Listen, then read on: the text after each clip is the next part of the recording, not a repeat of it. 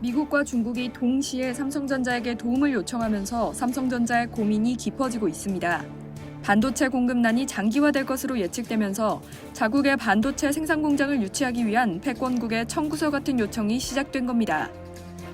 특히 2일 미국은 한미일 안보실장 회의에서 반도체 공급망 문제는 곧 국가 안보의 문제라고 강조하면서 반도체 확보의 중요성을 재확인하기도 했습니다.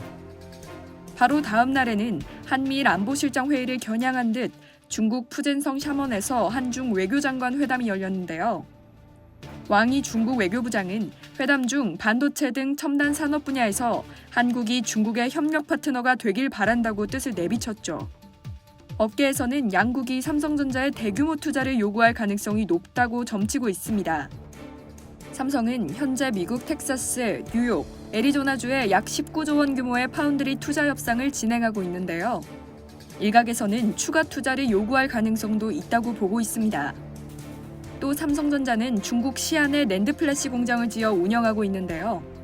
중국 정부의 계속된 요청에 지속적으로 증설을 이어오고 있습니다.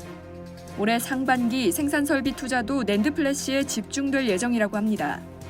정부 차원이 아니라 기업의 입장에서도 미중과의 관계는 그만큼 복잡합니다. 기업은 이익을 쫓아가면 그만이지만 그 이익이 정치 외교와 결부돼 있어 다양한 변수를 고려하지 않을 수 없습니다.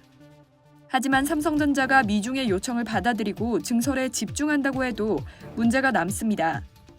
타국의 요청을 필요에 의해 따른다 해도 결국 남 좋은 일만 시켜주는 모양새가 될 수 있기 때문인데요. 외국의 공장을 늘린다는 건 그만큼 국내 일자리는 등한시하게 된다는 의미이기도 합니다. 해외 공장 증설은 삼성전자라는 기업의 측면에서는 충분히 고려해 볼 수 있지만 우리나라의 반도체 자금 능력을 저하시키고 일자리를 줄인다는 점에서는 부정적이기도 합니다. 미중은 한국 정부를 포섭하기 위한 모습들도 보여주고 있습니다. 패권 다툼 구도에서 한국이 흐름을 결정할 중요한 위치에 있다고 보고 있기 때문인데요. 미국은 안보협의체 쿼드에 한국 등 주변 동맹국들을 참여시키고자 하고 중국도 한국과의 2+2 외교안보 대화를 6년 만에 재개하고 상반기 내로 추진키로 했습니다. 기술적 협력도 강조했는데요. 왕이 외교부장은 중국은 5G, 직접 회로, 인공지능 등 분야에서 협력 강화에 집중하기 위해 한국과 기꺼이 함께 일할 것이라며 첨단 기술 분야 전반에서 중국 편에 서라는 암시를 주기도 했습니다. 한국은 일단 양측을 모두 추켜 세우며 줄타기를 이어가고 있는 상황인데요. 미중 패권 경쟁이 격화될수록 애매한 위치를 유지하기는 쉽지 않을 걸로 보입니다. 안보 문제와 경제 문제가 겹쳐져 예전처럼 따로 분리해서 보기 어려워진 지금. 한국은 어떤 구도로 나서야 할지, 아울러 삼성은 거기에다 우리나라까지 고려해야 하는 상황에서 어떤 묘수로 이 난국을 헤쳐나갈지 궁금해집니다.